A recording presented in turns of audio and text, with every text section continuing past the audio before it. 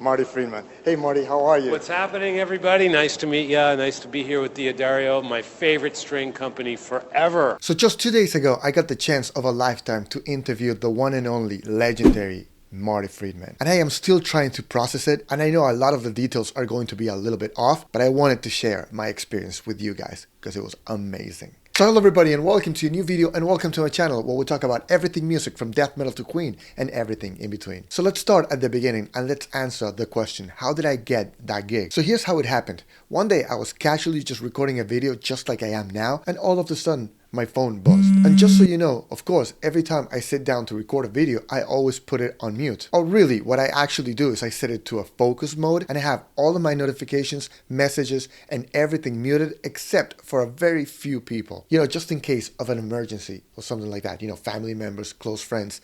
And one of those people happens to be my artist relations guy at Diodario. Now, other than the actual professional relationship we have, we are actually friends. So it's not out of character for him to actually text me to see how I'm doing and stuff like that and just strike up a conversation. But this time, however, he was actually calling me out of the blue. And that was actually kind of odd because even though we do chat on the phone a lot and we see each other whenever we're in the same city, we mostly just voice message each other or even text message or ask, hey, are you busy? Can we talk? So that was a little bit interesting. So as soon as I got done with that sentence, whatever it is that I was talking about, I paused the video, I picked up the phone, and there it was. Hey Pat, how you doing? As you know, the Diodario Guitar Plus Festival is coming up and we would really like to count with your services. Because if you don't know, I've actually moderated a lot of interviews over the years. But every other one we've done has been online. So yeah, those were actually really cool and fun. And I actually got the chance to talk to guys like Kiko Loureiro twice, Frank Gambale, Devin Townsend, Rod Choi, Gabriel Hidalgo, you know, just to name a few. And they were really cool people. But this time was different. Instead of the festival being spread out through a couple of days,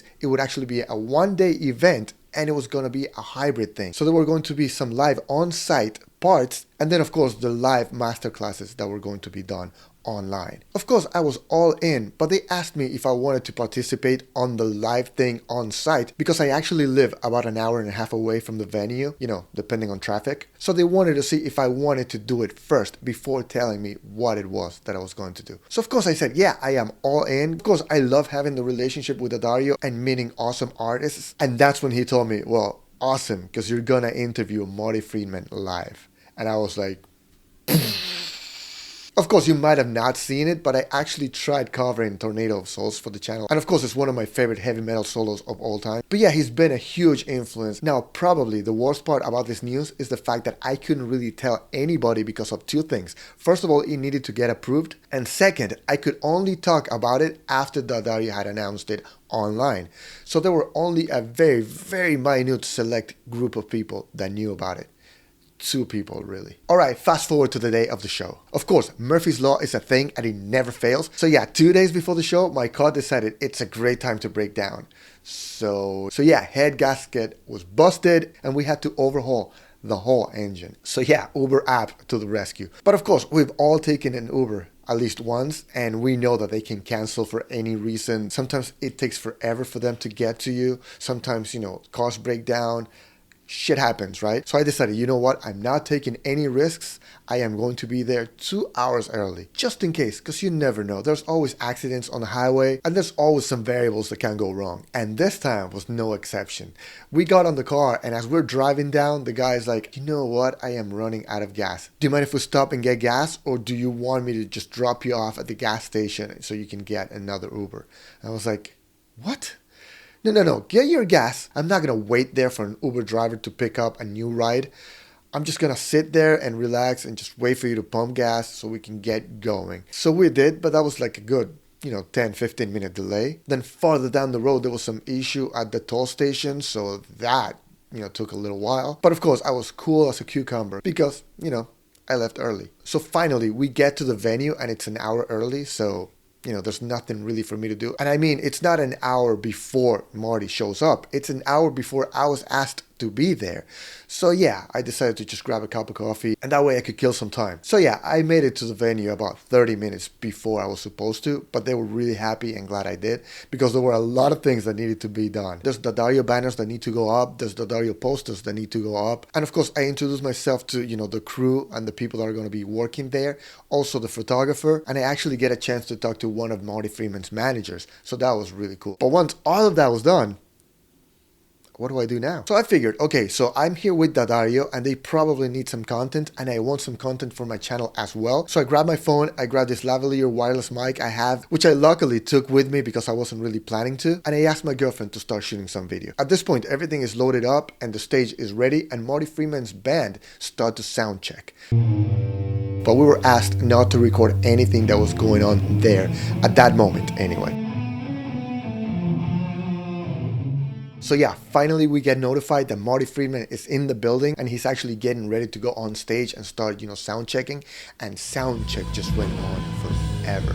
It was supposed to be like a 20-30 minute thing, but no, they decided to extend it for an hour. According to Manny's manager, they had this new guitar tech for this leg of the tour and it was his first day on the job. So that kind of sucked for me because I actually wanted to go backstage and talk to the guitar tech and just talk shop because it was going to be cool content for the Dario site and also for this channel. But they asked me not to because, it's the new guy. They didn't want him to be distracted or anything like that. So of course I understood.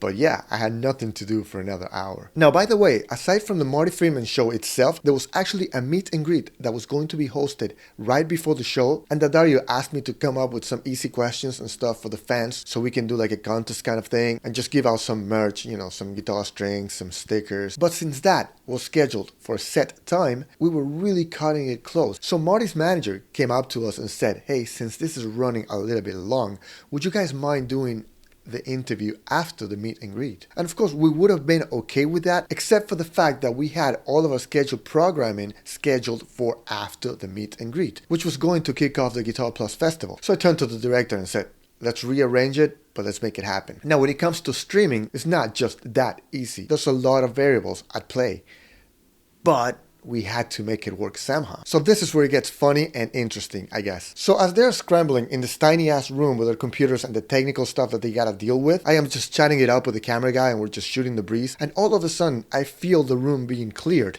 I look around and there's Marty Friedman right beside me. I'm like, whoa. And he's like, honestly, about 2 feet away from me.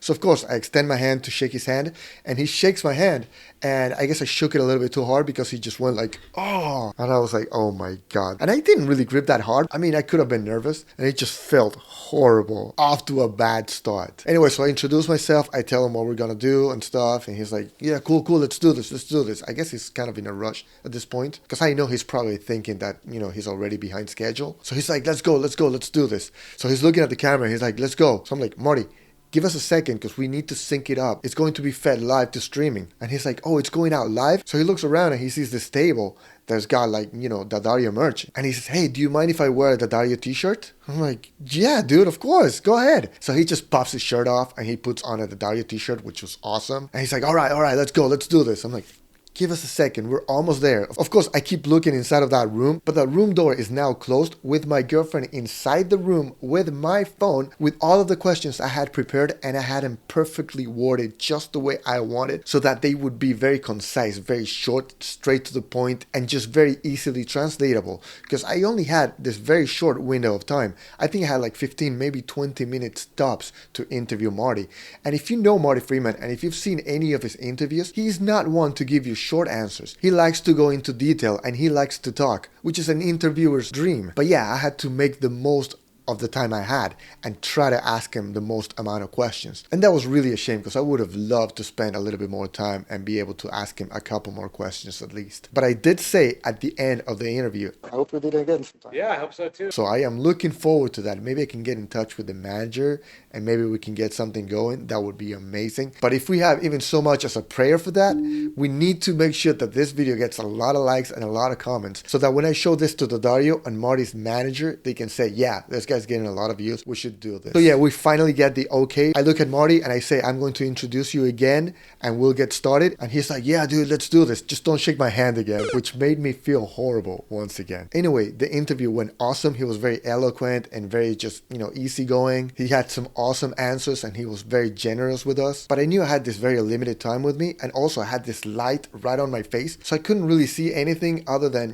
Marty, but I could see, the silhouette of the people that were around us. And of the corner of my eye, right as I am finishing translating this very long, awesome answer he gave me, I see these people just kind of waving and stuff. So at the back of my head, I have this thought that, maybe they're just trying to tell me that time's up. And as I am thinking this, I am actually finishing off a sentence and finishing off translating what Marty has said. And he goes, Good job. so I thought he's telling me, okay, great job, we're done, thank you very much, whatever. And I go, thanks, Marty, just trying to give this a close. And he's like, no, we can keep going if you want to. I was just saying great job because of your translating. And I look up and I'm like, oh man, I just thought you were telling me, great job, we're done. And I guess they just seized the opportunity of that small 1-2 second break to just grab Marty and take him off camera. So then I was like trying to grab him back, but at the same time, I knew the damage had been done. I had to close it off very quickly because he had to step up to the meet and greet booth.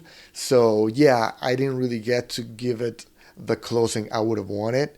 And also, I really wanted to say this, and that is that, I am really proud and happy that a guy like Marty in a scene that can be quite toxic and a scene that can create rivalries that don't really matter to anybody, but the fans can really get behind, like David Lee Roth and Sammy Hagar, or even, of course, Metallica and Megadeth. He was actually able to rise above it, and he and Kiko were actually able to put egos aside and actually go on tour together and actually play and record on each other's records. And I think that's awesome, and I commend you both for it. That makes me proud, and I think that goes a long way towards reuniting the metal scene once again. Anyway, guys, I really hope you guys enjoyed the video. And of course, if you want to watch the full interview, I will link to it in the description box below. And a big, huge thank you to Dario, Marty Friedman, and Marty Friedman's management for helping me with all of this. You guys are awesome. Really quickly, fun little side note, I was actually talking to somebody on Instagram that was a part of the event crew, and he just told me that after we finished the interview, Marty walked up to the security crew and asked the security guys to please tell everybody not to shake his hand after I did. So yeah, Marty, if you ever watch this, again, I am sorry. He was like, oh, strong grip, man. Oops.